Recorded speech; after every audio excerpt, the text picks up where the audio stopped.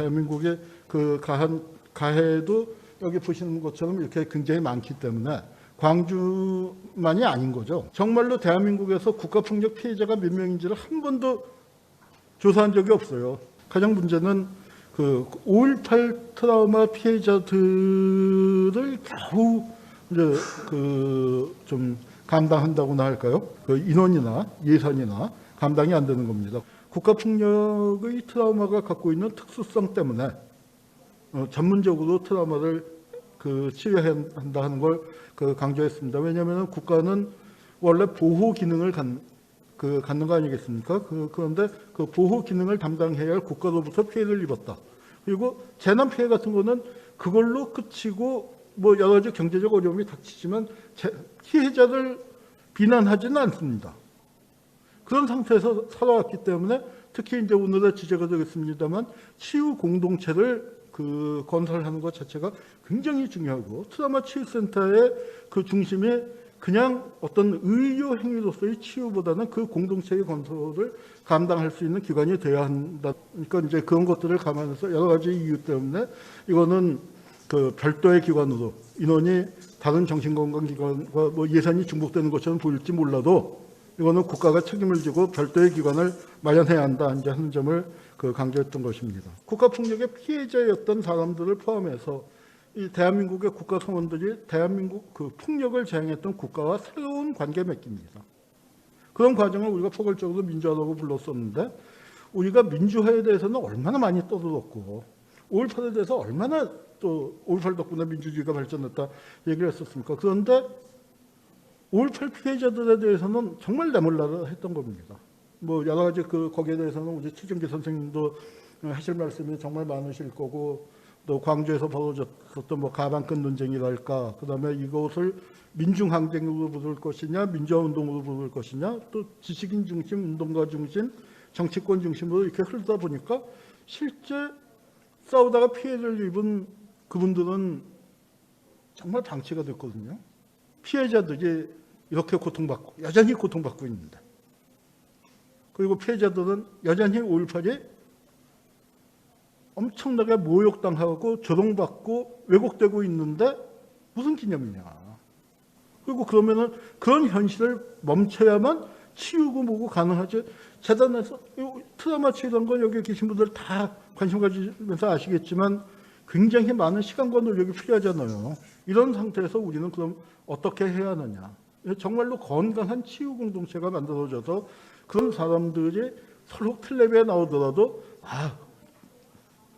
저건 죽을 병이야. 죽을 때까지 못 고치는 병이야 하고 사회가 다 넘어가 버릴 수 있는 이 피해자들이 아주 든든한 사회적인 지지를 받고 있는 그런 상태가 돼야만 이것이 완전한 치유까지는 몰라도 그분들의 정상 생활이 가능한 거 아니겠습니까? 이제 그런 상황이 만들어지지 않은 상태에서 어떤 치유가 가능할 것인가 이제 고민이고요. 그래서 전 사회적인 치유의 공동체로 가야 한다. 치유센터의 중장기 발전 방안으로는 찾아가는 서비스가 되어야 하고 모셔오는 서비스, 자체 역량이 강화되어야 하고 세 번째, 트라우마 치유에 대한 그 사회적 지지가 확대되어야 하는데 이 부분이 지금 너무 약하거든요. 그러니까 트라우마 치유에는 바로 이런 부분들 그리고 가해자가 살아있는 데서 이 지지를 어떻게 만들어내느냐 정말 중요한 문제입니다. 이거는 단지 트라우마 치유에 대한 어떤 전문적인 심리학이나 뭐 정신건강학 쪽에서 얘기하는 그런 전문적인 치유를 넘어서는 부분이기 때문에 이 부분들을 책임지는 게 공동체 전체가 지역 공동체 또는 국가 공동체가 어떻게 책임을 질 것이냐 여기에 대한 논의가 시작돼야 하는데 트라우마를 굉장히 어떤 좀 재난 트라우마나 그런 것처럼 그건 필요해 그 공감대는 된 것 같아요.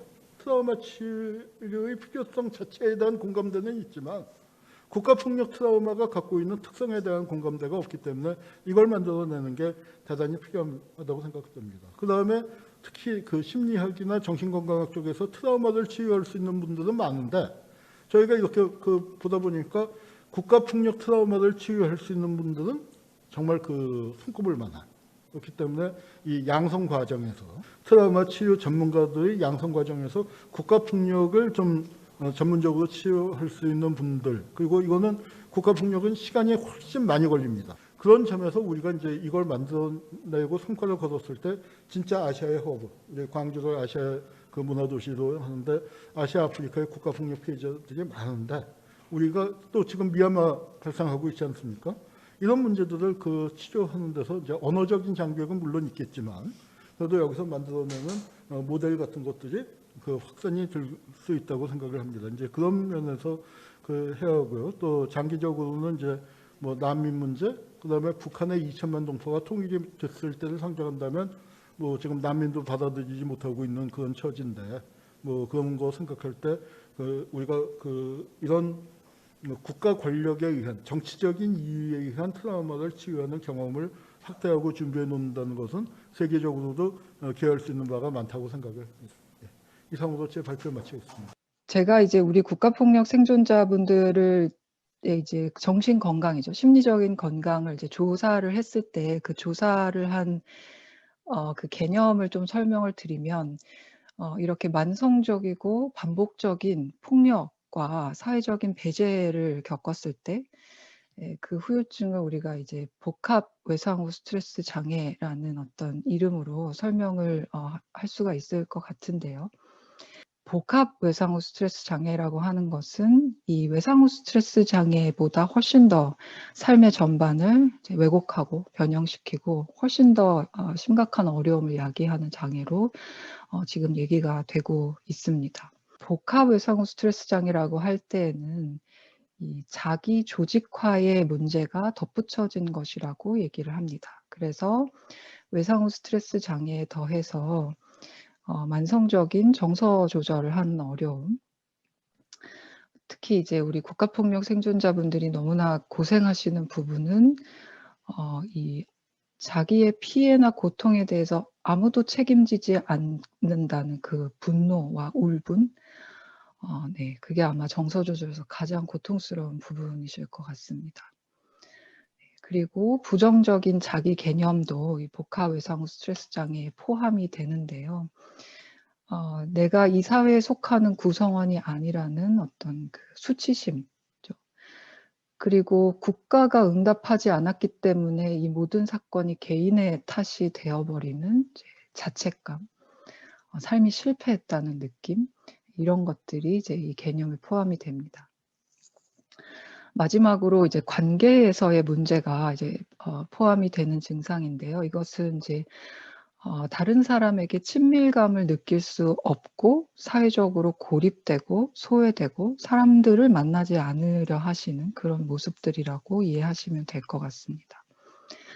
많은 국가폭력 생존자분들이 여전히 본인이 피해자이심에도 불구하고 마치 사회의 어떤 불순한 존재와 같은 대우를 받으시면서 아주 만성적인 그리고 너무나 심각한 수치심으로 고통을 받고 계시고요. 그래서 이런 사회적 낙인과 수치심으로 인해서 우리 공동체 안에 다시 소속되기 어려워하시고 수십 년째 고립된 상태에서 이렇게 지내시는 모습들, 이런 것들이 이제 이런 개념에 포함될 수 있을 것 같습니다. 과거에 우리 이제 그 고문 피해를 겪으셨던 이제 한국의 국가폭력 생존자분들과 정신건강 이제 인터뷰를 했을 때 이 당시에 제가 이제 진단적 면담을 했을 때 외상후 스트레스 장애가 33.3%로 여전히 매우 높게 유지가 되는 것을 볼 수가 있었습니다. 우울 장애도 41%에 육박했고요. 이건 매우 높은 수치입니다. 수십 년이 지난 이후에도 이 외상후 스트레스 장애로부터 고통을 받고 계신다는 점, 그래서 더 이상 우리가 이 지원을 늦출 수는 없다는 점을 정말 너무 여실히 알려주는 그런 숫자였습니다. 제가 이제 또 시간이 좀 흘러서 2017년에 그 발표를 했던 연구가 있는데, 이제부터는 우리 국가폭력 생존자분들의 복합 외상후 스트레스 증상에 무엇이 영향을 미치는가, 왜 이것을 이렇게 장기화된 증상이 이렇게 유지되는 이유는 무엇인가에 대한 이제 요인들을 좀 살펴보는 연구들을 진행을 했었습니다. 그래서 2017년에도 이제 그 한 200분 정도 되시는 고문 생존자분들의 그 참여로 연구를 진행을 했었는데, 이분들이 경험하시는 복합 외상 후 스트레스 증상이 에 영향을 미치는 거는 이분들이 받으셨던 심리적인 정서적인 고문이었습니다. 많은 이 고문 관련 연구에서 신체 고문보다는 이 존엄을 해치는 CIDT, 아까 말씀드린 잔혹한 비인도적 굴욕적 대우가 만성적인 그 후유증에 영향을 미친다는 게 반복 검증이 되었고요. 그래서 우리나라 분들도 심리적인 고문이 이제 큰 영향을 미치는 것이 나타났고, 근데 이제 어떤 고문을 겪으셨느냐와 보다 더 잘 이분들의 장기적인 후유증을 예측한 것은 사회적인 배제였습니다. 그러니까 고문 당하시고 투옥되신 이후에 사회로 나오셨을 때 그 사회가 이분께 어떤 대우를 했느냐가 이분들의 후유증에 더 큰 영향을 미친다는 점이 이제 좀 그런 걸 볼 수가 있었습니다.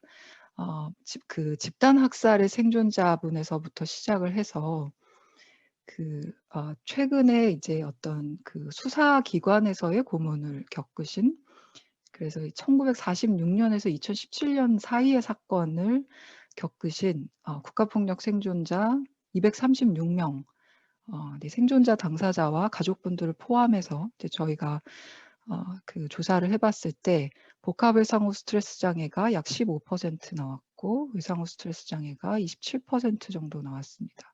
근데 이제 복합 외상 후 스트레스 장애로 나아가시는 그 원인들을, 이유들을 살펴봤더니 이후 삶, 폭력 이후 삶에서의 사회경제적인 억압들, 사회적 배제들, 그리고 어쨌든 자기 고향에서 살지 못하시고 강제로 이사하셔야 됐던 경험들, 가족이나 고향이 해체된 경험들, 그리고 여기 보시면 국가가 인정하지 않고 책임을 지지 않았던 그런 경험들, 그리고 제도적인 지원이 부재했던 부분들, 이런 것들이 복합외상 후 스트레스 장애를 더 잘 설명하는 것으로 나타났습니다.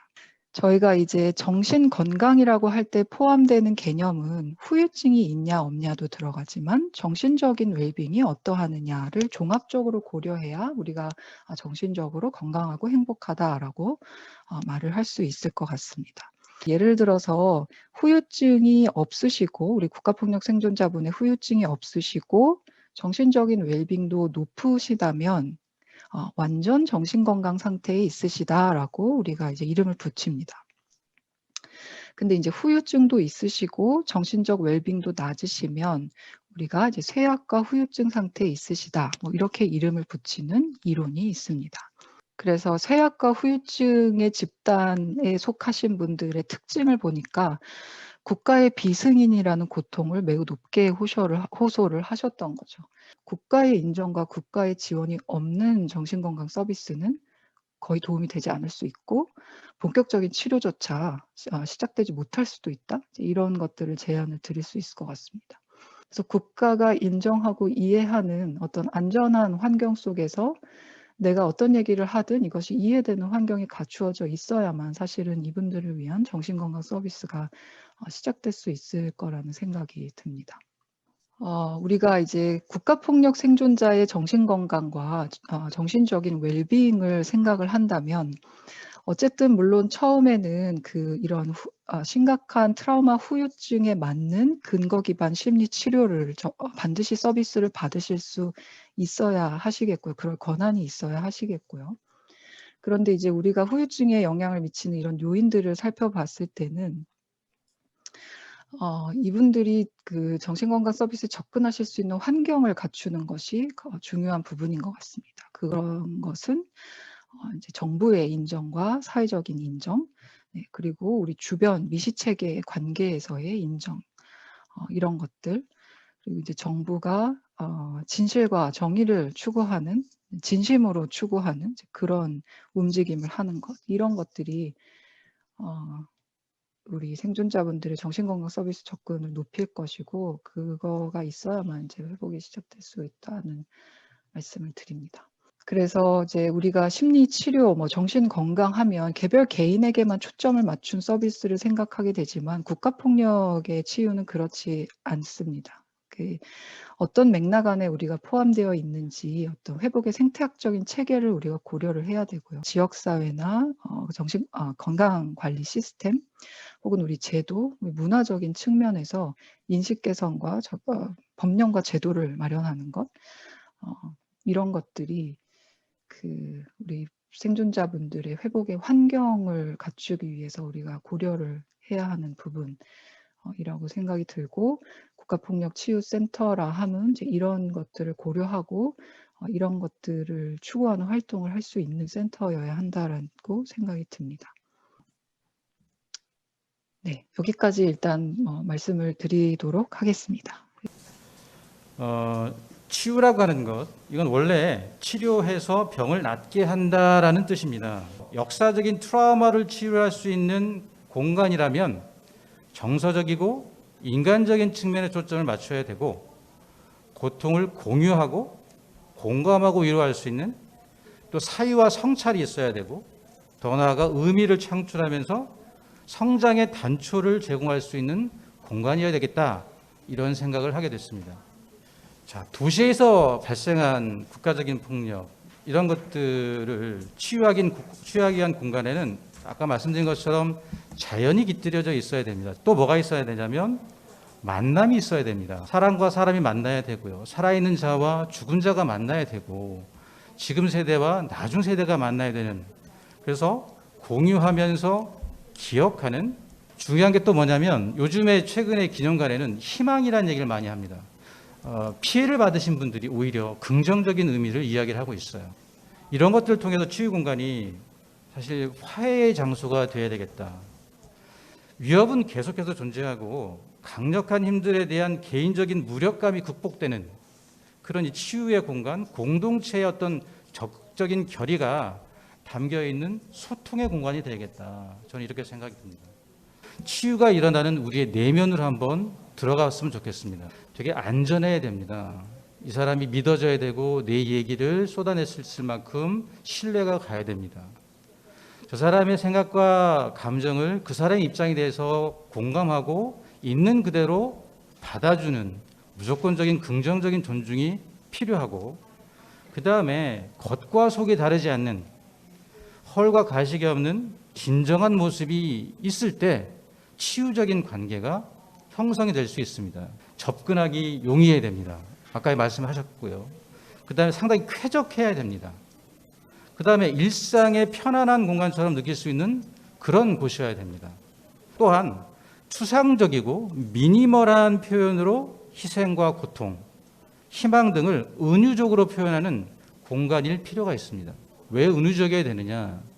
사실 압축된 것들을 통해서 의미를 발견해내는 자발적인 헌신이 나타나기 때문이고, 자, 이거는 트라우마가 어떤 식으로 회복이 되느냐, 트라우마가 회복되는 데 있어서 이 세 가지 단계를 거친다라고 아주 전통적인 주장입니다. 자, 안전이 확보가 돼야 된다. 신뢰가 회복되면서 무너졌던 스트레스 대처 능력이 회복이 되면 감정 인식과 표현들이 나타나게 됩니다. 그런 것도 우리는 외상의 재경험이라고 하고 통합이라고 합니다. 그 사건들이, 그 기억이 새롭게 새로운 의미로 다가오기 시작한다. 이것이 외상을 회복하는 세 개의 단계라고 보통 설명을 합니다. 그래서 이 치유적인 공간, 치유센터의 출발과 끝, 그 과정에 이런 세 가지 요소와 단계들이 모두 포함될 필요가 있다. 이를 통해 트라우마가 지역사회에 온전히 공유되고 트라우마의 의미와 가치가 보존되고 재생산될 수 있다라고 저는 생각이 듭니다. 추모의 공간은 그러려면 안전한 공간일 필요가 있습니다. 안정적으로 외상을 기억하고 애도할 수 있어야 됩니다. 슬퍼할 수 있어야 됩니다. 트라우마를 회복하기 위해서는 공유가 있어야 됩니다. 공개가 있어야 됩니다. 우리가 늘 필요하다고 생각하는 사회적인 관심과 지지가 반드시 뒷받침되어야 됩니다. 공유와 사회적인 지지가 함께 있을 때 회복의 시작이 된다고 하는 것을 반복적으로 확인할 수가 있었습니다. 이 과정에서 이전 상태로 회복될 뿐만 아니라 성장의 모습들이 나타날 수가 있습니다. 성장의 모습은 무엇이냐? 의미가 새롭게 창출이 되고 본질적인 것에 좀 더 소중히 여기면서 삶과 생명에 대해서 감사해야 하고 절대적인 것에 의지하는 그런 성장의 모습이 나타나게 됩니다. 근데 중요한 것은 아까 발표하신 분들이 계속해서 강조한 것처럼 이러한 성장은 혼자 해서가 아니라 여럿이 함께할 때, 지역사회가, 국가가 공동으로 함께할 때 촉진될 수 있다고 하는 연구들이 반복해서 나타나게 됩니다. 그래서 저는 이 광주에 들어서게 될 치유센터 역시 기업과에도 이전으로의 회복뿐만 아니라 성장의 도약대로 기능하기를 바랍니다. 디자인은 제 전공이 아닙니다. 근데 공통적으로 보면 두 가지 큰 흐름이 있다고 하는데 다 종합해 보면 환경이 되게 중요하다. 치유적인 공간의 환경이 어떻게 구성되어야 되느냐. 중요한 것은 자연이 이곳에 깃들어져야 된다. 자, 환경으로서의 자연은 스트레스를 줄이고 회복을 촉진시키면서 편안함을 제공해 줍니다. 따라서 치유적인 환경을 조성할 때는 반드시 그 공간에 자연이 함께해서 즐기고 사유할 수 있어야 된다. 이것들을 강조할 필요가 있습니다. 자, 치유적인 공간에 어떤 요소들이 필요하느냐, 여러 가지가 엄청나게 많죠. 제 눈에 띈 거는 자연물, 산책로, 색채, 조명, 예술품도 보이지만 교류와 상호작용이 있는 공간, 제공할 정보, 따라서 앞으로 만들 치유 공간 역시 자연에서 기억하고 애도할 정보가 있고 만나고 교류하는 장이 되었으면 좋겠습니다. 어디에 치유 공간을 만들 것인가? 왜 그곳이어야 하는가? 장소의 의미와 역사성 이런 것들을 고려해서 치유 공간을 조성을 해야 될 겁니다. 치유의 요소들이 여러 가지가 있는데 거기 보면 긍정적 관심의 분산이란 말이 등장합니다. 영어로 하면 positive distraction이에요. distraction은 주의를 분산시키는 겁니다. 약간 혼란스럽게 만드는 건데 그게 상당히 긍정적이라고 하는 거예요. 우리가 모양도 아까 왜 그 공간에 그 곡선으로 되어 있다 말씀하셨지 않습니까? 곡선은 여유로움과 안전감을 제공합니다. 그래서 이 치유센터는, 치유 공간은 곡선이 많이 들어가야 됩니다. 자, 색깔은 어떤가요? 치료사들은 만약에 그들이 선택할 수 있다면 일반적으로 초록색이나 파란색 이런 것들을 선택을 합니다. 초록은 안정, 노랑은 에너지, 흰색은 희망찬 미래를 나타냅니다. 우리가 만들 치유 공간에는 어떻게 보면 억압을 강요되었던 개인적인 기억들이 모여지게 되죠. 이러한 기억과 아픔은 살아남은 자들, 방관하고 침묵했던 자들, 가해자들 그리고 후세 사람들한테 공유가 될 겁니다. 따라서 개인의 기억이 아닌 공공의 가치가 되고 자원이 될 가능성이 큽니다. 따라서 이곳에서 공유하고 만나고 고백하고 용서를 구하고 용서하고 회복하는 일이 일어났으면 좋겠습니다. 사례를 보면 1980년대부터 2010년대 이후까지 치유적 공간의 특성, 또 아까 말씀드렸던 그 외상 회복 단계의 세 가지 요소를 다 갖추고 있느냐 이런 것들을 분석을 한 논문집을 제가 봤는데요. 자, 2000년대 이후에는 어떤 것들이 나타나냐면 개인적인 치유에 집중하는 이런 모습들을 보이고 자존감을 높이고 긍정적 미래를 되게 고무하는 이런 콘텐츠들이 많습니다. 4.3도 그런 것들이 좀 보이고요. 자, 희생자들의 이름을 보여주고 당시의 상황을 보여줄 수 있는 사진, 영상, 음성 다양한 매체들이 활용이 됩니다. 방문객들이 직접 체험할 수 있는 공간도 마련을 하고 있고요. 두려움에 기초한 커뮤니케이션보다는 긍정적인 감정을 불러일으키는 시도가 훨씬 유용하다는 연구 결과도 있습니다. 한번 고려해 봄직할 만한 것이다 이렇게 생각이 듭니다. 자, 4.3 평화 공원 내에 평화 기념관이 그릇 모양으로 이렇게 형상화돼서 건립이 됐습니다. 자연이 있고요. 근데 아까도 제가 말씀드린 것처럼 여기서 소개하는 오늘 이 책자를 제가 받았는데 홈페이지에 들어가 봤습니다.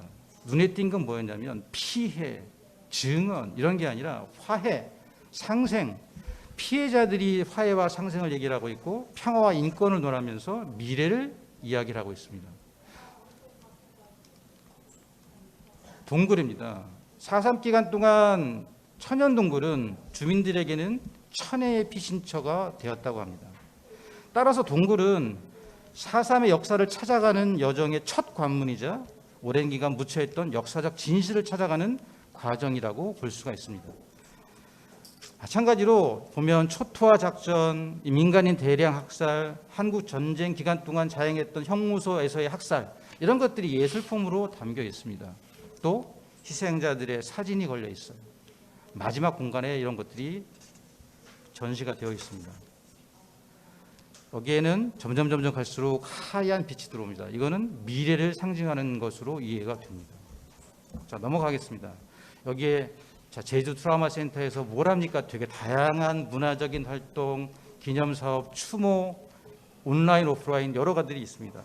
자, 만약에 치유 공간이 마련이 된다면 이런 것들이 갖춰졌으면 좋겠다. 1980년대 태어난 대학원생의 요청입니다. 공원이 있었으면 좋겠어요. 사적지가 아니고요. 평화의 공간이었으면 좋겠다. 사람들이 와서 쉽게 기억하고 애도하고 위로하고 회하고 공감하고. 자, 누구나 이 국가적인 어떤 폭력의 피해자가 될 가능성은 앞으로도 있을 겁니다. 지금도 피해자들이 있을 가능성이 크죠. 그분들이 와서 위로하고 신뢰할 수 있는 그런 공간이었으면 좋겠다. 그리고 더 중요한 거는 전 이 말이 더 와닿았어요. 해결이 되었는지 좀 보여달라. 그 기억을 담아달라. 그 사건 이후에 치유는 어떻게 이루어졌으며 사과는 어떻게 이루어졌으며 해결책들은 뭐였는지 회복이 되었는지 확인하고 싶다. 남아있는 문제는 뭐냐? 만약 남아있는 문제가 미해결 과제가 있다면 함께 이야기하고 싶다. 이 공간에서.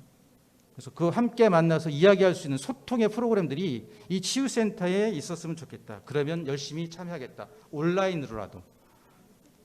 자, 맺겠습니다. 제가 이 강의를 준비하면서 개인적으로 되게 부담됐지만 큰 마음의 빚을 좀 덜어낸 것 같은, 그게 여기 와서 이 공간에 오니까 그게 좀 많이 덜어진 것 같아서 역시 치유센터가 만들어지면 좀 쉽게 찾아올 수 있는, 좀 위로와 안식이 될 수 있는 그런 공간으로 만들어주시면 너무 감사하겠습니다. 발표를 마치겠습니다. Hello.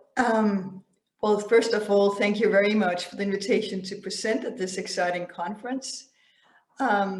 My name is Marie Togesen. I am the director of the Rehabilitation Clinic in Dignity, the Danish Institute Against Torture in Denmark. I'm also a clinical psychologist specialized in psychotraumatology. And I will share with you some of the experiences we have from Denmark. We have 39 years of experience treating survivors of torture and organized violence. So to begin with, I just want to shortly tell you a bit about who we are, Dignity. We were founded as one of the first rehabilitation centers in the world in '82. We have around 150 staffers at our headquarters in Copenhagen, but also around the world, including doctors, lawyers, psychologists, therapists, social workers, researchers, and development specialists. We are a leading international organization, international human rights organization, and a development organization devoted to the fight against torture. We work to ensure that no one is subjected to torture and survivors access treatment for recovery. So we deliver on this mandate in several engagement in our global program, both on prevention and rehabilitation. So we have a specialized rehabilitation clinic for traumatized refugees. This is a clinic where I'm the director, and I'll tell you more about the clinic and our work there later. But also, we have international development partnerships with civil society organizations and public authorities in more than 20 developing countries. We also do human rights documentation, advocacy, and campaigning around the world. And finally, we are a knowledge center for applied research on effective prevention and rehabilitation. So I'll tell you just shortly a bit about our clinic in Denmark, our national clinic, where we have treated traumatized refugees for 39 years. I'll just shortly present you for a program in the clinic. We are 30 clinicians doctors, psychologists, social workers, and physiotherapists, and we work closely together. Our patients are referred from hospitals and from doctors. And as you can see, they always start with an introduction group. So to begin with, all patients are offered group treatment, a short introductory group treatment. Here they're told about what is expected of them as a patient at Dignity. And we also encourage a recovery-minded approach where we try to encourage them also to express their own agency and understand, as you know, many of our patients feel helpless when they come. So it's very important from the beginning to give them a sense of experience that they can actually do something to get well. And also we of course introduce them to what is PTSD and what is it to be a client at Dignity. Following this, we'll have a thorough clinical assessment by doctors, psychologists, social workers, and physiotherapists. And almost all of our patients will need stabilizing and supportive treatment to begin with. We have 3 modules. We have supportive and stabilizing treatment, trauma treatment, and family treatment. Almost all our patients will have the supportive and stabilizing treatment. Many will need to be stabilized in medication. Maybe they have some physical pains that we need to address immediately, or big social issues that need to be dealt with before we can start the trauma treatment. Once they're stabilized, all our patients will be offered trauma treatment. We use narrative exposure therapy, but also EMDR, PE, or other exposure therapies. Once the trauma treatment is finished, we can offer family treatment. Most of our patients at the moment are from the Middle East, many from Syria. And many of our patients are married and have children, and they have many children. And as we know, trauma is transmitted from children or from parents to child. And we have some very good experiences with family therapy as well. So once the trauma is finished, we will offer, if it is meaningful, we can also offer family therapy. The family therapy is offered by child psychologists, child psychiatrists, and also social workers and therapists. And then when the patient is nearing the end of the treatment, there'll be a treatment group in the end. The length of treatment is 8 to 12 months. Some patients will stay for more. We have patients up to 1 year and a half. And I think this is very fortunate because our patients have complex issues, and working also with alliance and trust, it takes time to build the trust you need sometimes to also carry out the exposure therapy. What's important to mention is that our treatment is delivered in close collaboration with the community, occupational services, legal system, welfare, and other relevant actors. Yeah. And besides, along with our standard treatment here, we also offer different groups, physiotherapy groups, we're trying some Tai Chi groups, art groups, and what I'll be talking about shortly is some of the rehabilitation groups in the nature that we'll be doing more and more. Yeah. Good.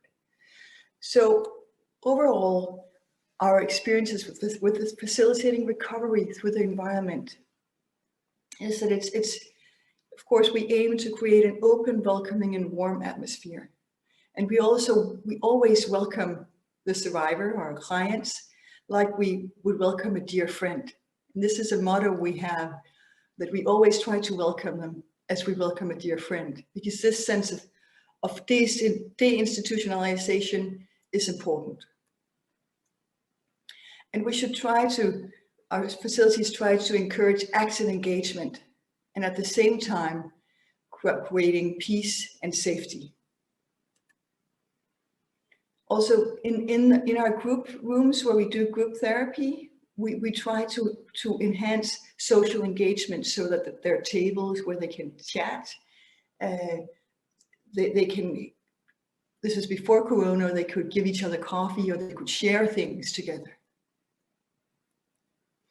And our experience is that for our staffs working with severely traumatized patients or survivors can sometimes be difficult. And our staffs have been very happy with a room that is only for them, where they can go and relax, with sofas, a bed where they can lay down, but a group that is only for the staff. And that this can be a way to take a break from the treatment, which we have experienced to be helpful.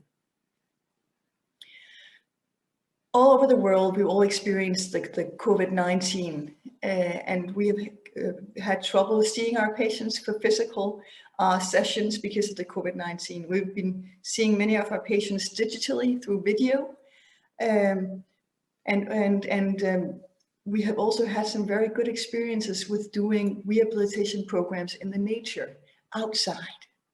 And this is something I'd like to share with you. Because when we talk about recovery through the environment, we've had some unique experiences that I think maybe, or we think maybe, could be relevant for you to think about now that you're planning to start a new, or to build a new building for your center. The nature can be a healing space for many of our patients. Many of the Syrian refugees have been rural farmers. They've had farms, and they've usually spent most of their time outside.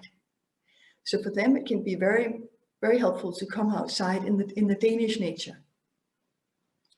There is something about the nature that can be very peaceful, and that can work very well. Here you can see there is a place where they can sleep or take a nap.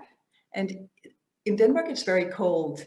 So we have a lot of these glass houses where it feels like you're outside, although you're sitting inside.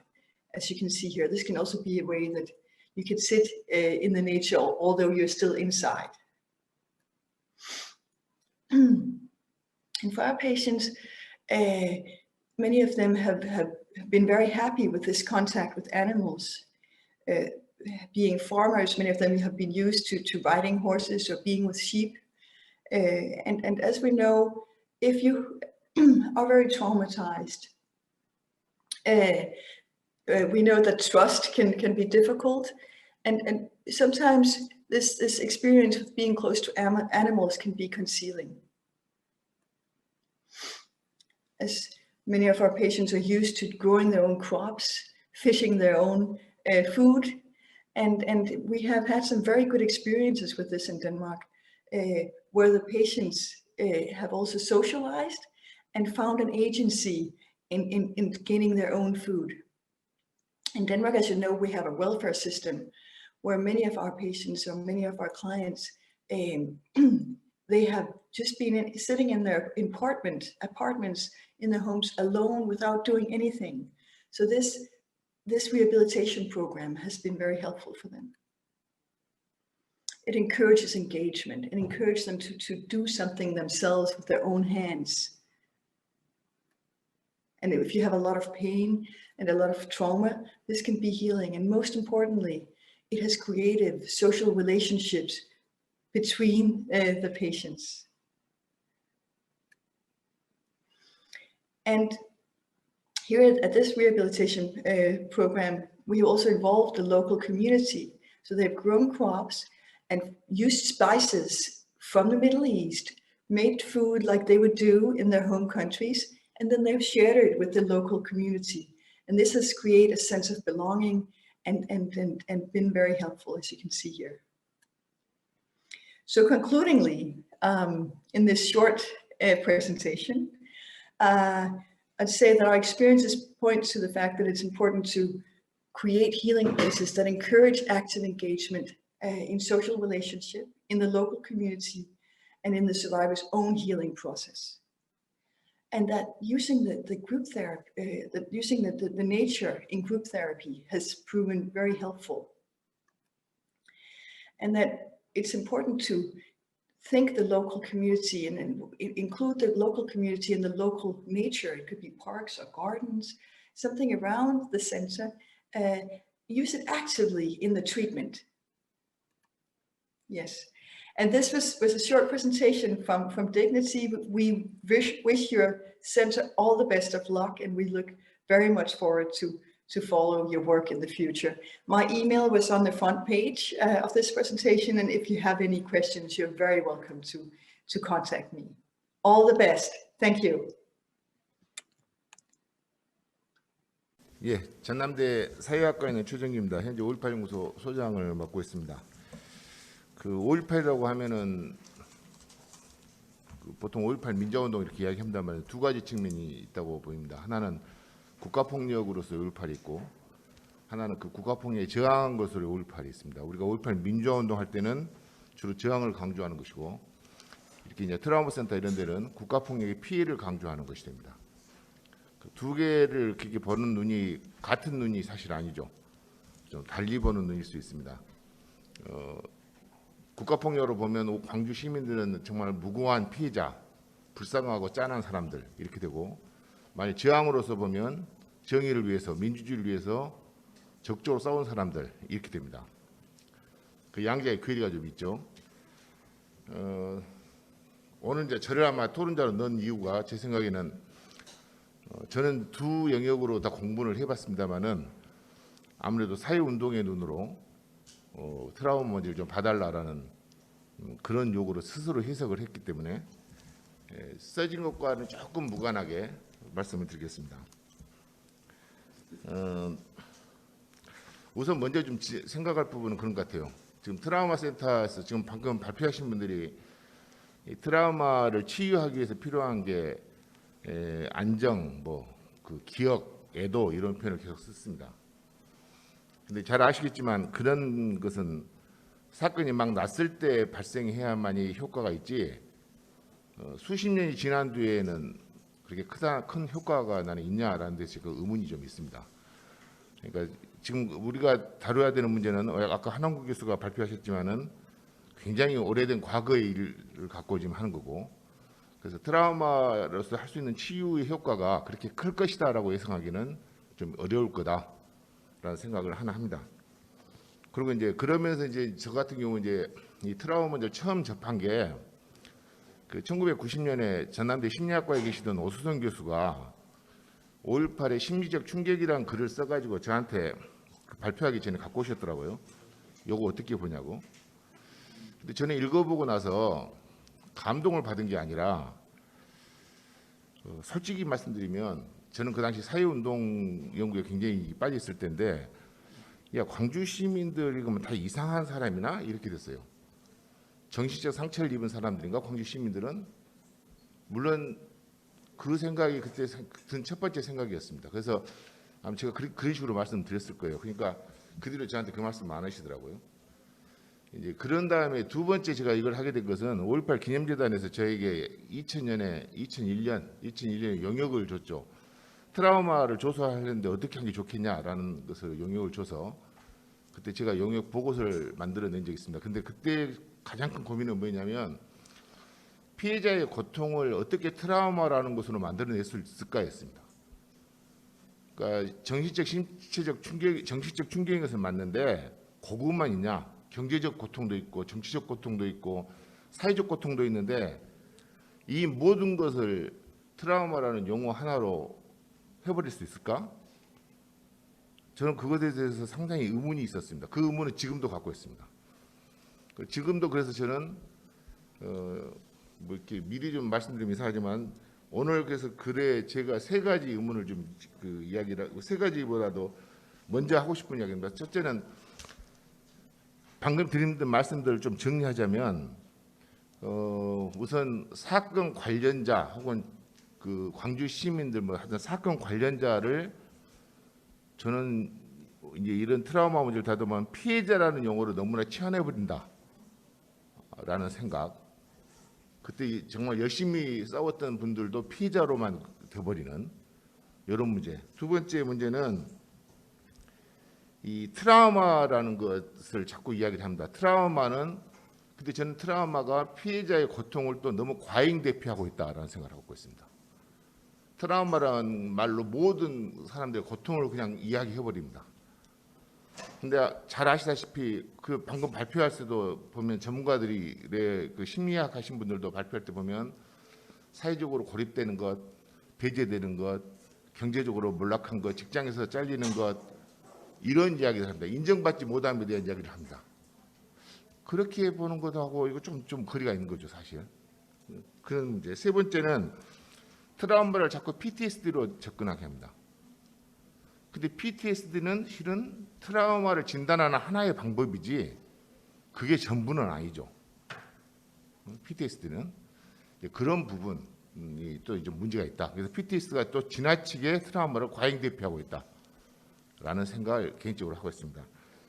이제 그런 데서 보면은 제가 이제 트라우마 센터 이야기가 계속 나올 때 저는 사실 트라우마 센터와 관련해서 그 이제 아까 조금 이런 말을 그냥 헛하게 하는 것이 아니고 2001년에 그거 한 뒤로 광주의 5.18 관련자들에 대한 트라우마 조사 또 그 민주화 운동 관련자들의 트라우마 조사 이런 것을 한 서너 차례 그 심리학 하신 분들하고 팀을 구성해서 한 적이 있습니다.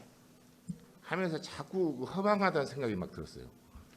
설문지에 돌려서 답을 내서 PTSD 점수가 몇 점 이상이면은 트라우마로 중증 이렇게 판정 내려서 그러면 이제 그 다음에 그래서 그 뭐 이렇게 뭐 하자는 소리냐라는 굉장히 그 진단 내리는 것이나 치유 과정에 대해서 아 이러면 되겠다라는 느낌이 그렇게 크게 안 들었어요, 사실. 내가 사회학을 했기 때문에 그런지는 모릅니다. 그런 문제를 갖고 이제 이 트라우마 센터를 설립한다는 저 한홍구 교수가 했던 그 용역 사업에서 제가 그래서 그냥 조금만 처음에 같이 하자고 했는데 그냥 발만 살짝 담그고 말았죠, 사실. 5.18 쪽 글만 내가 써주겠다 이런 정도로 하고. 이제 첫 번째 문제는 저는 그래서 이 광주 트라우마 센터 마찬가지고 트라우마 센터 전체로 봐도 첫 번째 문제가 너무 PTSD만 초점을 맞추는 사건 보상 의료적 치료 프레임이다라는 생각입니다. 하는 방식이 자꾸 그렇죠. 그 PTSD 딱 해놓고 뭔가 여러 가지 치유 방식을 써서 그러니까 그분 돌보는 거 그거 아주 좋죠. 아주 좋습니다. 좋은데 그것이 전부인 것 같은 느낌이 계속 드는 겁니다. 그렇게 개별화된 방식으로 뭘 얼마나 할 수 있을까라는 생각이 굉장히 있어요. 그것이 과연 될까? 효과가 있을까? 수십 년간 그러신 분들 물론 제가 이제 그 뒤로 트라우마 센터 저는 처음에 이제 운영위원으로 관여를 했었기 때문에 계속 보면은 상당한 성과가 있다라는 걸 느껴지지만 이것으로 되는 건가라는 생각이 계속해서 듭니다. 좀 약간 의구심이. 두 번째 이제 제가 이렇게 트라우마 하신 특히 이제 우리 그 심리학 하신 분들한테는 죄송한데 자꾸 뭐 할 때 보면 PTSD 갖고 계속 이야기를 하시는데 그 PTSD는 사실 서구에서 개발된 일종의 그 도구입니다. 도구. 진단 도구죠, 사실. 근데 인간이 어떤 문화적인 동물이고 사회문화적인 동물, 정치적 동물 이런 것을 딱 생각해 보면 서구에서 개발된 그 PTSD가 모든 경우에 다 틀어맞을까? 가령 자동차 사고 난 사람과 국가폭력 피해자, 전쟁에 가서 전쟁 참전 군인들, 전쟁에서 참전 군인의 PTSD와 그 참전 군인에게 학살당한 사람의 PTSD를 동일한 도구로 측정할 수 있을까? 소방 공무원들이 그 불 속에 뛰어들면서 갖고 있었던 그 PTSD를 동일한 도구로 하는 거 이게 옳은가? 제가 사실 심리학 전문가 아니어서 모르겠어요. 모르겠는데 제가 갖고 있는 인간에 대한 생각 이런 것으로는 그게 잘 이해가 안 됩니다. 다 다를 것 같은데 그러다가 예전에 몇 년 전에 꽤 오래전인데 그때 강용주 씨가 센터장 할 때인데 그 캄보디아에서 온 학자 한 사람이 캄보디아에서는 찬도제 불교 신자가 90% 이상이니까 찬도제 이런 양식을 가지고 PTSD에 대해서 이렇게 적용한다는 이야기를 하더라고요. 아 우리는 저런 고민한 사람이 없는가? 이거 이제 제가 잘 모르는 문외한이라 이런 말을 쉽게 하는 것은 문제가 있는데 하여튼 그런 고민이 좀 있었죠. 그래서 저는 두 번째 문제는 역시 좀 우리의 하여튼 그렇게 국가 폭력에 적어도 국가 폭력에 맞는 그런 정도의 진단 도구와 치유 방식을 우리 스스로 개발하는 노력이 있어야 되지 않을까? 너무 서구적인 방식, 진단 방식, 서구적인 치유 방식을 갖고 와서 그대로 적용시키는 것은 좀 문제이지 않냐? 이런 생각을 합니다. 그래서 이제 그런 이야기가 이제 그 이번 그래서 트라우마 센터를 만들 때 좀 그 두 가지가 좀 고려된다는 것이고, 세 번째 이제 그 굉장히 많은 말씀을 하시더라고요. 그 공동체적 맥락, 지역사회적 맥락이 중요하다. 근데 이게 PTSD를 치유한다라고 하는 명제의 보조적인 수단이 아니라 또 하나의 축으로 있어야 된다고 생각합니다. 그래야만이 지금은 그러니까 뭐랄까 그냥 하는 여러 가지 다양한 방식 중에 하나가 아니라 오히려 PTSD 치유에 더 중요한 것은 그게 아닌가. 지역사회에서 자존감을 인정받을 수 있고, 지역사회에서 서로 사람들이 당신이 정말 그랬냐고 할 수 있고, 근데 그렇게 되려면 지역사회도 변해야 되지만 사실 피해자 자신도 변해야 돼요. 이게 이제 실은 제가 저도 5.18 굉장히 수십 년간 한 4년 정도를 계속 연구를 하고 있는 분인데 계속 느끼는 것이 그겁니다. 한편으로는 피해자지만 한편으로 보면 굉장한 정치적 행위자들입니다. 5.18 관련자들도. 그런 점에서 그러니까 그런 지역사회적 맥락, 공동체적 맥락이 굉장히 중요한데 그건 쌍방이 서로 변해야 된다는 것이죠. 쌍방이. 더 나아가서 제가 이제 그 보고서에 제일 마지막에 뭐라고 써냐면 어떤 과거 청산의 문제 뭐 이런 걸 이야기할 때 그러니까 우리가 자꾸 그렇잖아요. 뭐 용서하자, 화해하자 이런 말 막 하는데 전 정말 그 소리가 듣기 싫습니다. 제가 이제 기독교 신자가 아니어서 그런지 모르겠지만 그 전두환 전 대통령 보면 잘못 안 했다고 저렇게 악을 쏘고 있는데 왜 우리는 용서한다고 이렇게 예를 써야 되는지 이해가 안 갑니다. 그렇잖아요. 지금 그 실은 가해자였던 주요 가해자들 주고 잘못했다는 사람 한 명도 없어요. 근데 우리는 용서해야겠다고 막 난립니다. 용서해라고. 이런 말도 안 되는 소리를 계속 해야 되는가 하는 생각이 저는 계속해서 들고 있죠.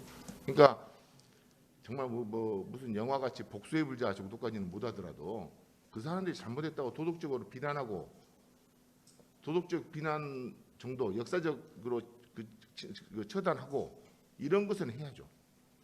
이런 것을 한 뒤에 그 용서나 화해도 이제 한참 뒤에 이야기지.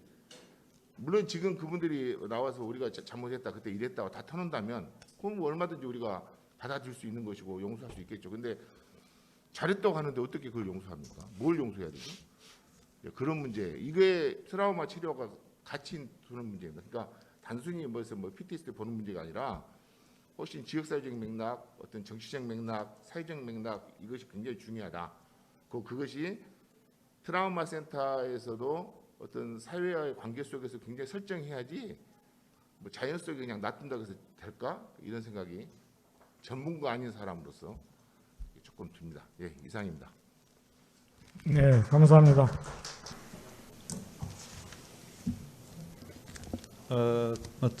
저도 뭐 쓴 건 있는데 조금 그냥 좀 들으면서 느꼈던 이야기를 조금 하고 쓴 내용은 좀 줄여서 하겠습니다. 종합하다 5분 브레이크를 걸자고요. 이제 아까 발표자 우리 서영석 선생님께서는 뭐 광주 출신이 아닌 광주 외부에 있는 분으로서 마음의 부채가 있다고 말씀하셨는데 저는 뭐 최근 들어서는 계속 광주에 대해서 그 실망을 많이 하고 있습니다. 일단 이제 40주년이 되었는데도 역사박물관이 전혀 뭐 없죠.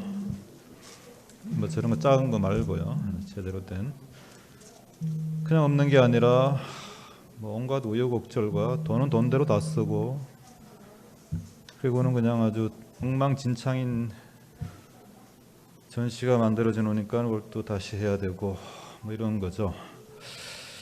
그런 걸 보면 광주는 이 역사를 기념하고 기억할 수 있는 정치적, 사회적, 문화적 능력이 있는가 뭐 이런 거에 대한 이제 회의가 좀 들었는데 앞으로도 잘 못 만들 것 같아서 굉장히 안타까워하고 그래서 외부에서 많이 도와줘야지 된다고 생각을 합니다. 그에 비해서 이제 이 광주에서 트라우마 센터가 있다는 사실에 위안을 좀 갖고 또 정부적인 차원에서 어떻게 만들지에 대해서도 광주에서 논의를 하는 것 자체가 굉장히 의미가 있어서요. 좀 위안이 됩니다. 이제 광주 분들이 흔히 하는 말로 광주 영령이 굉장히 부끄럽잖아요. 40주년이 됐는데도 이렇게 역사박물관 하나 제대로 못 만들고 이런 일들은. 근데 이제 이 트라우마 센터 그런 의미에서 굉장히 중요하다고 보고요. 근데 이제 저는 이제 최정규 선생님 얘기에 이제 끝부분 얘기는 동의를 하는데요. 용서, 화해 이런 얘기 하면 안 되죠. 회복적 정의 이런 말도 함부로 쓰면 안 되는 말이죠. 근데 이제 트라우마 문제는 그거대로 이야기를 해야죠.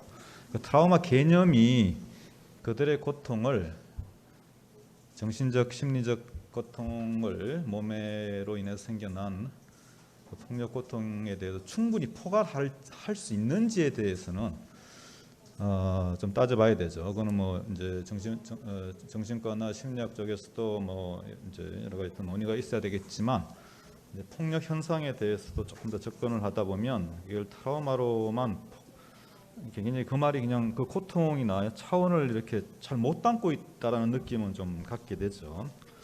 더 세세하게 봐야 되니까 하는 거죠. 그래서 아마 더 전진된 논의가 아마 있는 것 같아서 아까 소개되신 것 같은데, 근데 문제는 아까 우리 보았던 것처럼 아까 덴마크 얘기 들으면 아까 한홍구 쌤이 얘기하신 치유 공동체니 그다음에 또 지역사회에서 자존감 그런 얘기 없고 그냥 치유에 초점을 맞춰야 된다고 생각을 해요. 정치폭력이라는 거는 국가폭력정도 좀 구분해서 얘기를 해야 되겠지만 폭력 자체가 다 그렇지만 특히 국가폭력은 가장 그래서는 안 되는 국가라는 기관이 폭력을 가한 것이기 때문에 다른 어떤 폭력보다도 이 물리적인 거 정신적인 심리적인 상처가 세잖아요. 실제로 그걸 극복해서 아까 최정규 선생님 말씀하신 것처럼 사회운동 하시는 분들도 이게 중간중간 힘들죠. 굉장히 힘들어요. 그럼 그런 거를 이렇게 자꾸 사회운동을 통해서 극복해라. 이렇게 사회가 다 잘 안을 테니까 같이 가자. 이렇게 되는 것보다는 아까 덴마크 경우를 보니까 동물과 자연이 중략의 이 치유에 도움이 된다 그러잖아요. 정말 그렇거든요. 상처를 입은 사람들은 그런 사회적 의미, 정치적 의미 모르지 않죠. 근데 그게 쉽게 이렇게 도움이 잘 안 되잖아요. 그래서 동물하고 노는 게 제일 좋아요. 그냥 자연의 맑은 물소리, 사람하고 안 만나는 게 제일 좋기도 할 때도 있고. 아니 그게 이게 사실 다친 사람들인데, 근데 그런 사람들에 대고 자꾸 이렇게 아까 최정희 선생님처럼 피해자가 자신도 변해서 투사가 되거나 사회 운동 차원에서 매개되거나 안 그러면 이게 주변에 이런저런 공동체의 어떤 이렇게 교감을 자꾸 얘기하는 것은 좀 제한적이라고 봅니다. 그리고 이제 본 얘기로 이제 그 내용으로 다시 돌아오면 아까 뒷부분 얘기 다 하겠습니다. 서영수 쌤이 얘기하신 거는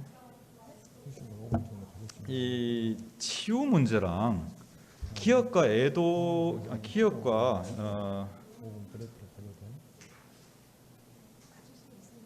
기업과 너무 이렇게 혼재되어 있는 것 같아요. 그래서 치유는 치유적 공간은 치유에 집중하는 것이 더 맞고요. 아까 소개하신 것들 많은 부분에 대해서 박물관이 역사박물관이나 기념관이나 4.3 이런 거에 대해서도 다 비판적으로 봐야 됩니다. 그냥 하나만 얘기를 하면 4.3 평화공원을 굉장히 좋은 의미 있는 이제 기억이나 또는 치유 공간을 말씀하셨는데 치유 공간은 일단 아니고, 근데 그렇게 큰 규모의 묘지를 위에다가 세워놨으니 그건 누가 갑니까? 장애인들 못 가고 노인들 못 가고 어린이들 못 가죠.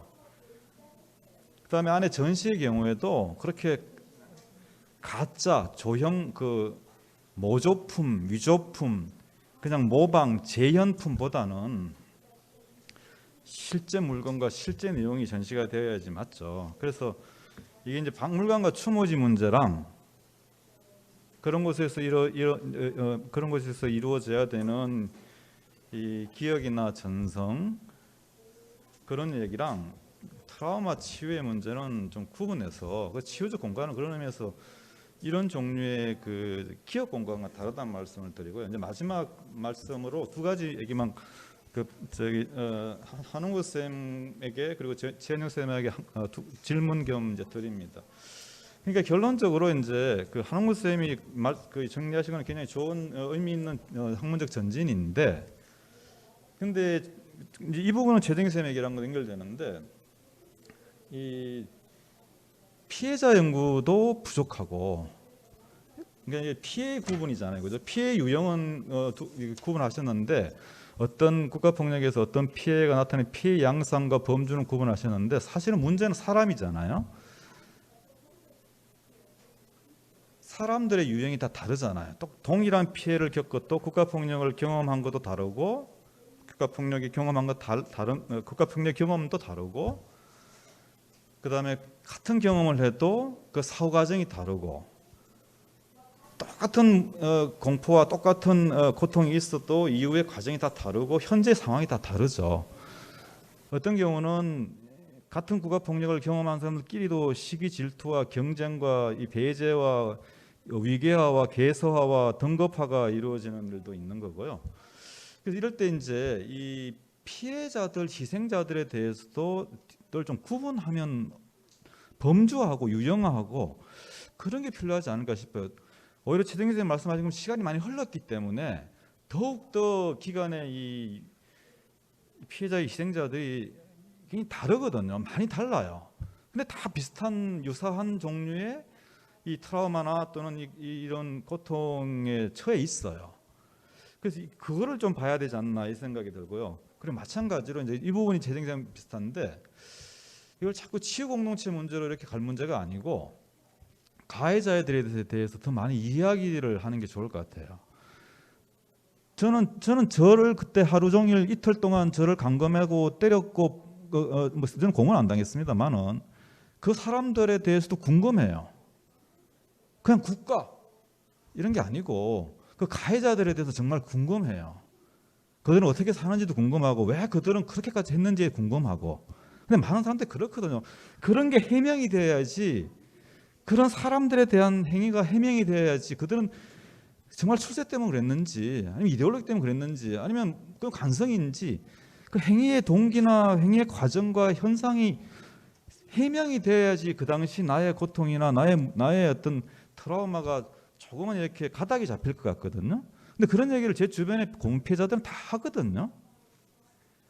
그래서 이제 그런 이제 피해자는 피해자대로 유형하고 범주화해서 좀 따져봐야지 그 치료해야 되는데 치유의 상태, 치유의 그 대상인 사람에 대해서 얘기하지 않으면, 그걸 유형화 범주화하지 않으면 어떻게 하겠다는, 치유 안 되는 거 아닌가요? 그리고 그래서 가해자의 경우도 이렇게 가해자에 대해서 더 물어야 된다는 생각이 들고요. 그다음에 최현정 쌤과 대해서도 질문은 이제 아까 이제 그래서 회복 촉진이나 원래의 질문인 회복 촉진이나 웰비잉의 온전한 정신 건강이 어떤 상태인지에 대해서는 말씀해 주셔서 원래의 질문에서 좀 빠지는데, 그래도 이런 건 있어요. 국가가 이렇게 자꾸 나서는 거 불편합니다, 사실. 예를 들면 이제 이런 거잖아요. 옛날에 뭐 어떤 주먹 쓰는 친구예요. 저를 엄청 때리더라고요. 그러더니 또 어느 순간 저한테 화해하자고 자꾸 우리 집에 놀러 와요. 화해하자 그러고 내가 잘해줄게라 그러고 난 반성한다 그러고. 다르게 얘기하면 국가는 성찰적이어야 합니다. 국가 절제해야 되거든요. 함부로 자기 권력을 또 한번 과시하고, 근데 사과한다 그러죠. 반성한다 그러고. 근데 그걸 굉장히 절대 권력 행사하는 방식으로 하잖아요. 여전히 위압적으로 하잖아요. 여전히 그냥 막 그냥 짓눌리듯이 뭔가 이렇게 권위적으로 하면 그거 안 되는 것 같아요.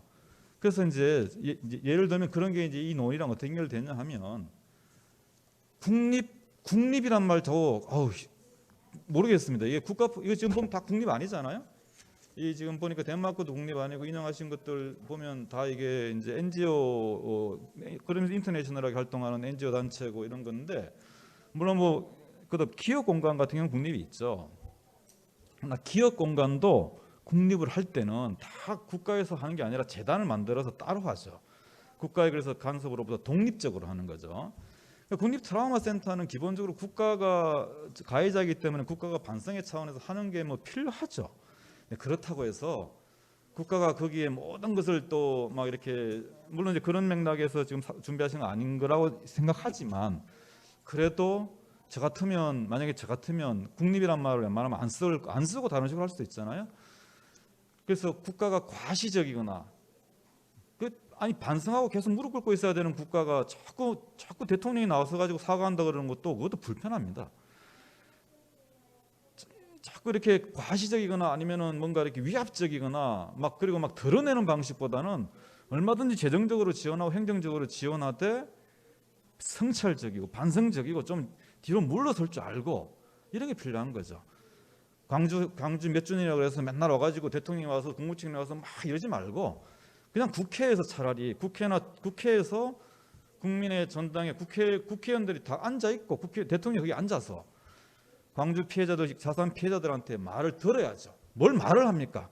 가서 자꾸 대통령이 자꾸 이렇게 얘기하는 그것도 저는 과시라고 봐요. 그러니까 제 말은 이제 국가가 폭력을 휘두른 것에 대해서 그것을 치유하는 방식은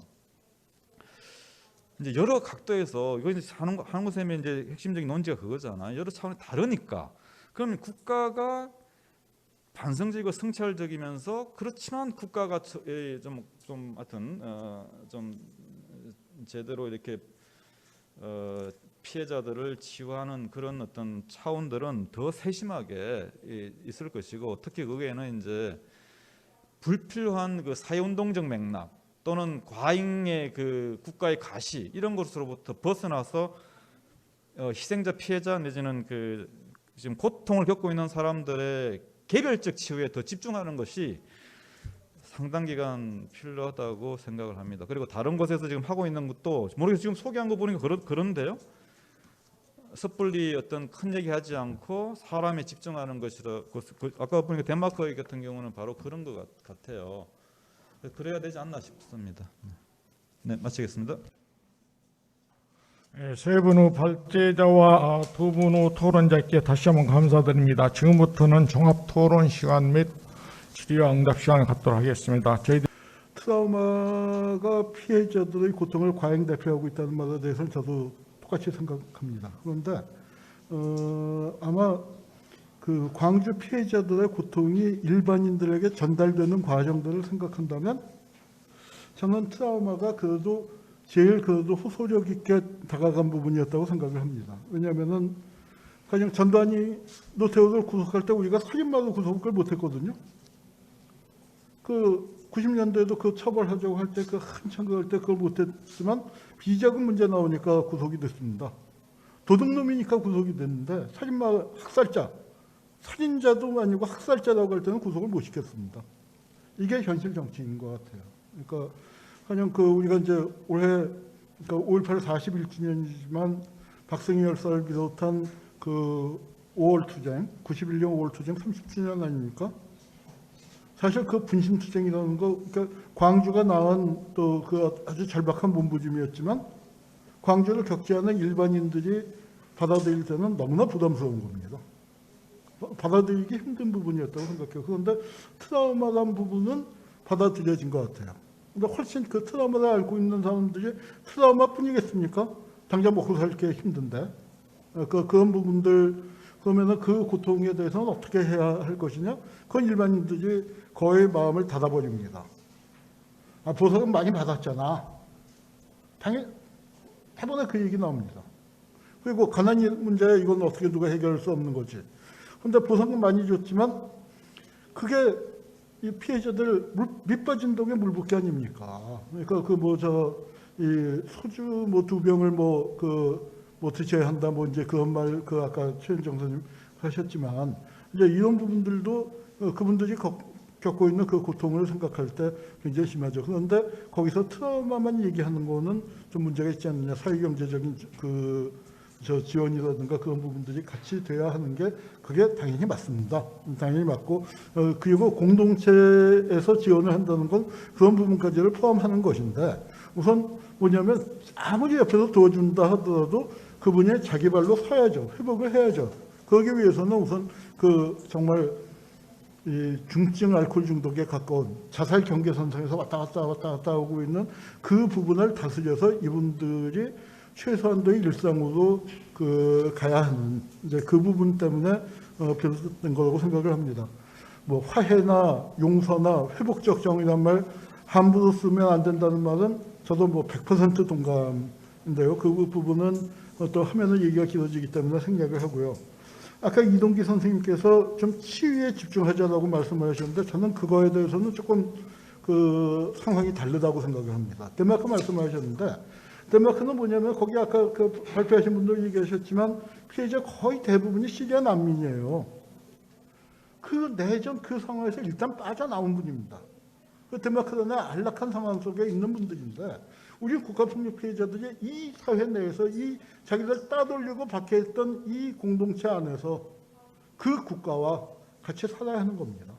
그러니까 국가가 너무 나대면 안 된다는 말에는 저도 이제 충분히 공감을 합니다만, 그러니까 그런 치유에만 집중할 수 있는 그런 환경은 우리에게는, 그러니까 전 치유에만 집중이 아니라 당장 전단위가 떠들고 지만원이가 떠드는 그 환경 자체를 공동체가 책임져야 한다.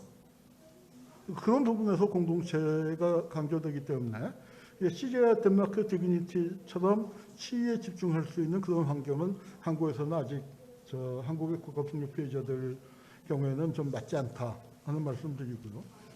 가해자 부분은 뭐 아까 지금 종이 한 장씩 나눠드렸는지 모르겠습니다만 제가 하고 있는 게 뭐냐면 반헌법 행위자 열전 편찬 작업입니다. 여기에는 5.18 가해자 한 30명쯤을 포함해서 저희가 400명 정도의 대한민국에서 국가폭력을 자행한 가해자들을 정리하는 작업입니다. 처음에 가해자들을 정리하는 작업을 시작할 때는 역사학자로서 이거라도 해야 한다 하는 생각에서 정리를 했지만 트라우마 문제하고 결부지면서 지금 느끼는 것은 이게 굉장히 중요한 치유약이다. 만병통치약이라고는 얘기 안 하겠습니다. 그리고 이거 있으면 치유된다라고는 얘기 안 하겠습니다. 그러나 치유의 종합 프로그램에서 적어도 이 부분, 가해자들을 어떻게 아무것도 하지 못했는데 적어도 역사에 기록하는 작업들, 역사의 법정에 세우는 공소장을 써주는 작업들을 해야 한다고 생각합니다. 저는 언젠가 위령제에 가서 민간인 학살 위령제에 가서 이런 말을 했습니다. 여기 지금 우리가 위령제 드리는 분들이 다 영문도 모르고 죽었는데 영문도 모르고 죽은 지금한테 무슨 위령이 가능하겠냐. 이분들이 어떻게 돌아가셨다는 걸 우리가 밝히고 그런 작업이 있어야지 하는 걸 강조했는데 바로 그런 점에서 우리 사회에서 이 국가폭력의 가해자들을 정리하는 작업은 반드시 필요합니다. 그런데 안타깝게도 저도 여러 가지로 이제 이런저런 활동을 하다가 해보니까 국가가 못해요. 피해자 치유 이거는 국가가 좀 너무 나대지 않고 하더라도 국가가 결국은 책임을 져야 할 부분이지만 가해자 부분은 대한민국의 민주화 정도가 거기까지 못 갔습니다. 그래서 가해자 정리는 어쩔 수 없이 좀 개개인들의 도움으로 개인들의 깨어있는 시민들 도움으로 저희 이제 성공회대하고 평화박물관이 중심이 돼서 이제 일을 시작해서 상당히 진전이 되고 있습니다. 그래서 이 부분들은 저희가 작업을 하면 할수록 특히 2018년, 19년 트라우마 치유 사업을 바로 가해자 조사팀에서 했습니다. 사실은 가해자 조사팀에 최현정 선생님이랑 이제 몇 분 더 모셔갖고 작업을 했는데 그걸 하면서 느낀 게 바로 피해자와 가해자 이 부분을 동시에 좀 접근을 해야 한다 이제 그런 생각을 하게 됐습니다. 제가 시간이 벌써 다 한홍 교수 이제 시간이 좀 제한됐을 거 아니에요. 그와 관련돼서 이런 질문이 왔습니다. 지금 국가 폭력이 행해질 때 반드시 피해자도 있지만은 폭력 행위란 실행자도 어떻든 직위 때문에 할 수 없이 가해를 했는데 국가센터가 설립되면 이런 국가해킹 이 사람들도 역시 가해자면서 피해자인데 이 사람들에 대한 치유도 트라우마 센터에서 다뤄야 하느냐 이런 질문이 저희가 간단히만 좀 말씀해 그 작업을 할 때 고민을 했었는데 뭐 가해자인 동시에 피해자들이 건데 그 공수부대원들 맞죠. 그런데 더 중요한 건 먼저 가해자라는 사실입니다.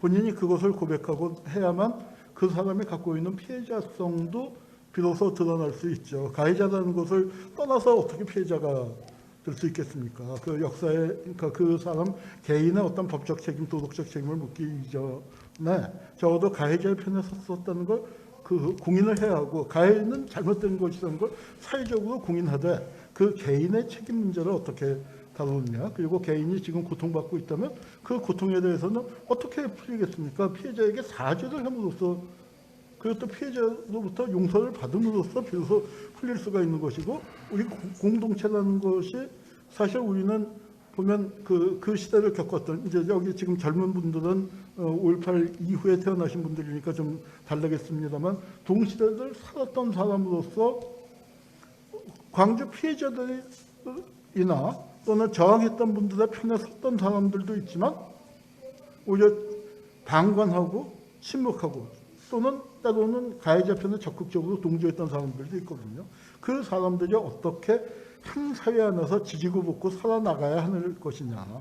그 속에서 우리가 그러면 그 관계를 어떻게 회복할 것이냐인데 거기에는 반드시 정의와 진실이라는 게 그러니까 그 실현이 돼야만 치유의 기지, 집단적 치유의 기지가 생긴다는 게 제 생각입니다. 그래요.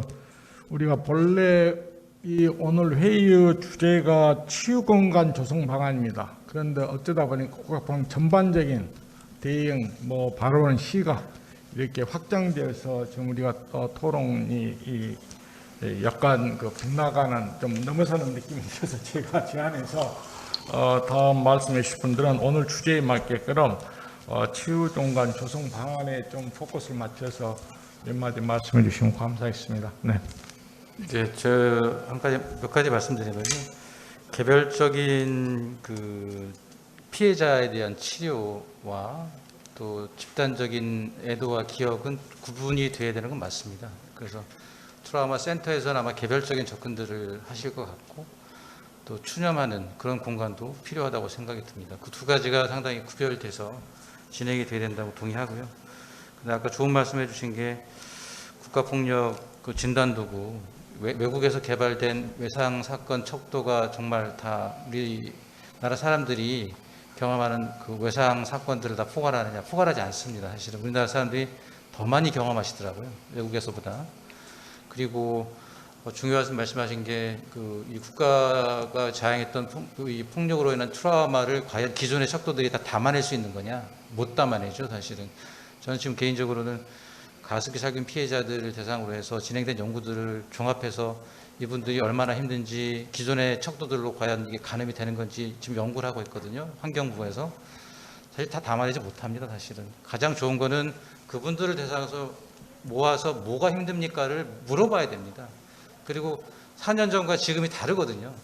그래서 지금 시간의 흐름에 따라서 어떤 어려움들을 경험하는지를 실증적으로 뽑아내서 그런 것들을 측정할 수 있는 도구들을 만들어야 되죠. 사실 근데 그 작업이 쉽지만 않습니다. 왜냐하면 피해자이기 때문에 연구에 참여하는 것도 쉽지 않고 또 불신이 상당히 커요.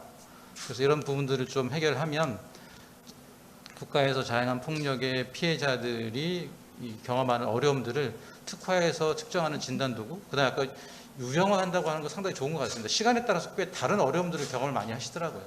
아이들이 경험하는 어려움, 또 나이가 들면서 경험하는 어려움들이 달라서 그런 것들을 좀 개별화돼서 이렇게 선별할 수 있는 작업들이 좀 연구 프로젝트에도 아마 좀 포함이 되면 되게 개별화된 그 도움들을 제공할 수 있지 않을까 그런 생각이 듭니다. 네, 감사합니다. 우리 최정기 교수님은 특히 이제 PTS 말씀 가운데서 제가 좀 인상 깊은 말은 대부분 지금까지는 그 공동체, 지역사회가 지지하고 어떤 역할을 해야 한다는 것이 많이 강조되었는데 한편으로는 피해자 자신들의 어떤 생각의 전환 또는 어떤 마음가짐이랄까 이런 변화도 같이 동반되는 것이 좋겠다는 의미가 굉장히 좀 마음에 닿았습니다. 그리고 우리 이동규 교수님은 특히 이제 이 공간하고 관련되어서 지금 많은 그 시설이라든지 공간들이 메모리라든지 어떤 추념 사업 이런 데 초점을 둔 어떤 공간이 있는데 지금 실제로 우리가 집중할 것은 피해자 당사자들 개인성에 굉장히 강조를 하신 것 같습니다. 제 이해가 맞습니까? 그래서 여기에 대해서 좀 두 분이 한 말씀 멘트 해주시면 감사하겠습니다.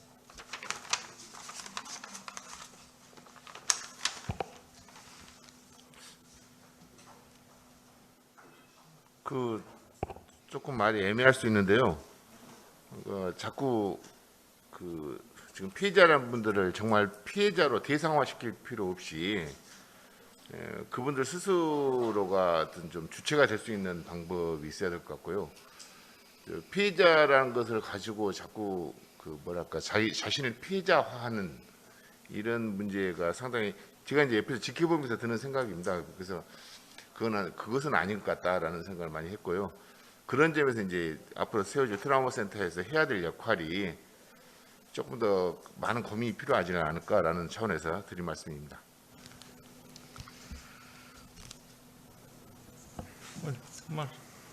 네, 이제 트라우마는 어쨌든 이제 피해자를 상대로 하는 공간이니까는요. 거기에 초점 맞추라는 얘기를 거듭 이제 한 거고요. 그리고 이제 유형화 범주화가 필요하다고 말씀드린 것도 그럼 이제 과제 영역이 생기잖아요. 조금 전에 이제 크랑무 쌤이 이제 무슨 제 딴에는 제 얘기랑 이제 연결이 되는 대목이 바로 이제 가해자 연구죠. 가해자 연구가 중요한 이유는 한편으로 처벌을 위해서 또는 이제 기억을 위해서도 필요한데 그 사건을 제대로 이해하는 방식이기도 하거든요. 그러니까 그 트라우마 치유에 그 사건을 재구성하는 과정이 있잖아요. 근데 그 나의 피해가 이게 느닷없고 너무 이게 설명할 길이 없으면 그러니까 그걸 이해를 할 수 있어야 되죠. 내가 이해를 할 수 있어야 돼요. 그럴 때 이제 가해자들이 그냥 국가 이렇게 공수부대 그다음 무슨 안기부 또는 남영동 이렇게만 가지고서는 이제 좀 해명이 안 돼서 그런 거고요. 마찬가지로 피해자들에 대해서도 아까 최정 쌤이나 이제 한국 쌤 맥락처럼 그걸 이제 공동체 차원에서 당연히 이제 사회운동적 맥락, 정치적 의미에 함께 공유하고 또 그래서 공동 차원에서 끌어안고 이런 게 필요하죠. 그건 다 우리가 다 공유하는 거고 지금까지 오히려 못했던 대로 좀 아쉬웠긴 하지만 그래도 그렇게 간 것 같은데 제 얘기는 이제 우리 그 위안부 할머니들 얘기를 잘 생각해 보면 그 위안부 할머니들이 굉장히 다양한 형식의 다양한 유형과 범주의 이 피해자들이 있는데 이제 할머니들 중에 일부가 이제 그 위안부 운동으로 뛰어들면 피해자에서 끝나는 게 아니라 인권 운동가로 탄생하셨습니다 이렇게 하거든요. 근데 다 그렇게 되지 못하잖아요. 또 꼭 그래야 되는지도 질문해야 돼요. 그거 자체가 하나의 의미 있는 성취고 전환이죠. 그래서 이만큼 온 거죠. 광주도 마찬가지고. 근데 우리가 진짜 그 폭력을 제대로 이해한다면 폭력은 사람을 그렇게 쉽게 그렇게 못 만듭니다. 제가 계속 강조하지만 폭력은 또 폭력 사회학이라는 게 있고 폭력 역사라는 게 따로 연구 영역이 또 있거든요. 그래서 이제 트라우마 센터 같은 데서는 그런 거를 또 연구를 따로 좀 진행을 하는 것도 필요하다고 보는데 어쨌든 폭력이 그 절대 공포, 절대 무력감을 경험하는 거기 때문에 그냥 이렇게 친구들하고 놀다가 축구하다가 다쳐서 이거랑 너무나 차원이 다른 거기 때문에 그걸 이게 일어서는 과정이 개인마다 다 달라요. 다 아시는 거잖아요, 그죠? 그럴 때 이제 우리가 그런 걸 조금만 더 여유 있게 이걸 좀 더 정밀하게 살펴보고 또 조금 구분하고 그럼 그에 맞는 우리가 병원에 가면 환자들한테 무슨 심장마비군요. 아니면 뭐 무슨 딱 진단해 가고 곧장 똑같은 방식으로 눈 감고 치료하지 않잖아요. 이 개인마다 다 정밀하게 보는 것처럼 그렇게 이제 약간 유형화 범죄를 하면 그럼 그에 걸맞는 방식의 이 트라우마 센터의 어떤 고유한 사업이나 활동이 조금 더 열리지 않을까 싶어요. 그렇게 접근하는 게 좀 저는 좋겠다고 봅니다. 피해자의 초점을 맞춰서요. 네. 트라우마 센터 한국에서 국가폭력 희생자를 위한 트라우마 센터 건립의 백그라운드가 되는 어떤 법적인 장치가 어떻게 됐냐 하는 질문이거든요. 근데 제가 알기로는 지금 법안이 올라가 있지 명확하니 어떻게 아시는 분 계세요? 지금 통과되지 않았죠? 어떻게 한홍구 선생님 간단히만 말씀해 주시겠습니까? 네. 천정배의원실에서 법안을 냈었는데 그게 통과가 안 됐고 지금 21대 국회 구성돼서도 뭐 별다른 그 진척이 없는 걸로 알고 있습니다. 그러니까 아직 법안이 올라가서 지금 서스펜드 돼 있는 것으로 제가 알고 있습니다. 어떻든 저희도 국가 폭력에 대한 이해 그리고 접근 해결 방법은 어떻든 사회적이고 정치적 맥락 속에서 풍파를 많이 겪은 것 같습니다. 그리고 또 실제로 오늘같이 이런 기회를 가질 수 있는 것도 그렇게 예전에는 생각도 못한 일이었죠. 어떻든 우리 그 국가 폭력으로부터 희생당한 분들의 어떤 일상으로 복귀를 촉진하기 위한 어떤 식으로 방법이 되든지 센터가 됐든지 어떤 사회적 운동이 됐든지 국가 조직이 됐든지 어떤 방법으로든지 어떤 진척이 됐으면 하는 희망입니다. 저희들이 본래의 소기 목표는 치유 공간을 어떻게 좀 더 합리적이고 창조적이고 어떤 좋은 방향으로 끌어낼까 하는 것이 주제였지만 트라우마에 대한 이야기가 너무 많다 보니까 약간 내용들이 넘어서고 좀 다른 경계를 드나드는 감이 없지 않아 있습니다. 그런데 불구하고 많은 관심을 주셔서 너무 감사하고요. 뭐 매년 이 행사는 계속될 것입니다. 내년에도 많은 관사 주시고 또 오늘 참석해 주신 여러분들도 역시 참석할 기회가 많을 것으로 기대하면서 마무리할까 합니다.